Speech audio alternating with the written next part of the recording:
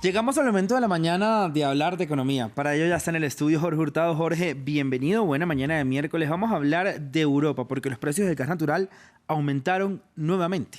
Bueno, es que hay temores, Raúl, de una escasez global de este suministro. Los futuros del gas holandés para el primer mes, que es la referencia europea, subieron un 4,5% hasta los 135 euros por megavatio hora en Ámsterdam.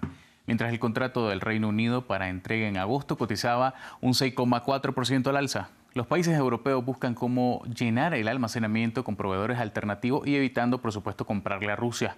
Moscú cortó el flujo de gas en un 60% a través de una importante ruta a principios de este mes. Argumentaron problemas técnicos, aunque anteriormente interrumpió el suministro a varios países de la Unión Europea porque exige el pago en rublos tras las sanciones europeas. Los países de ese continente tienen otra dificultad, Raúl. Compiten la compra del gas con Asia, que está demandando mucho más suministro. Se conoce también que el Reino Unido considera la posibilidad de cortar los gasoductos de interconexión con los países de la Unión Europea como parte de un plan de emergencia si la situación llegase a empeorar. Ahora el objetivo de la Unión Europea es llenar sus reservas en un 90% para el 1 de noviembre, aunque una interrupción de los flujos rusos reduciría esta cifra por debajo del 70%. Jorge, y el sentimiento económico de la zona euro cayó en junio un poco menos de lo esperado.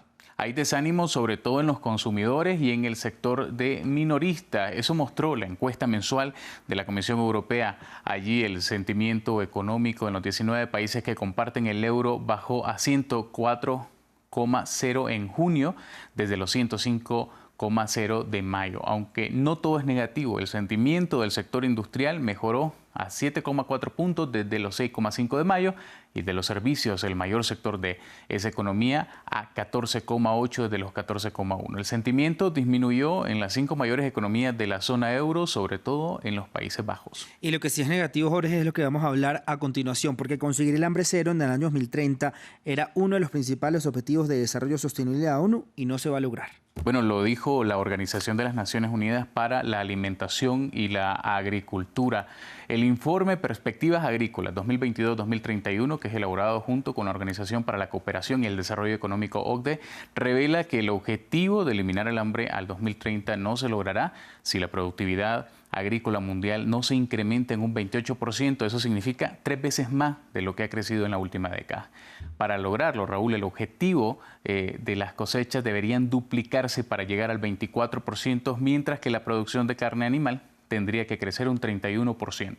Los expertos ahora citan entre los principales obstáculos para alcanzar este objetivo de reducir el hambre como los efectos del cambio climático, la pandemia del coronavirus y las dificultades por la guerra en Ucrania en las cadenas de suministro.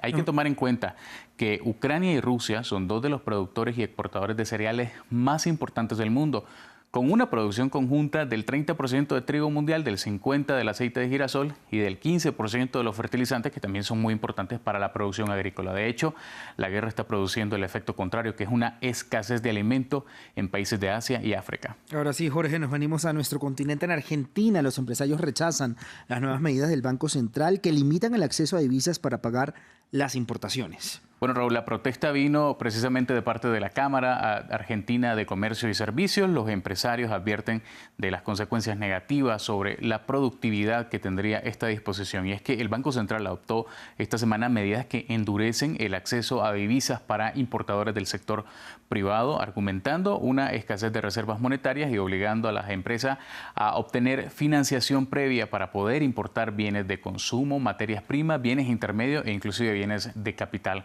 Pero los empresarios se quejan de que en Argentina hay malas condiciones financieras y crediticias que reducen la posibilidad de que las empresas puedan obtener financiación de proveedores del exterior y eleve inclusive los costos. Según los agremiados, la menor oferta de bienes importados podría suponer más presión en la inflación, que de hecho ya supera el 60% anual en Argentina. Cifra del día, Jorge, para finalizar este primer bloque económico. 8.500 millones de dólares. Ese es el costo por la crisis de agua que hay en Estados Unidos. Un informe de la organización Dig Deep afirma que en ese país al menos 2 millones de estadounidenses no tienen agua corriente ni un retrete que funcione. Una crisis que cuesta a esa economía 8.580 millones de dólares al año. Jorge, como siempre, gracias por toda la información económica. Pasamos a hablar con Omar Essa de deportes.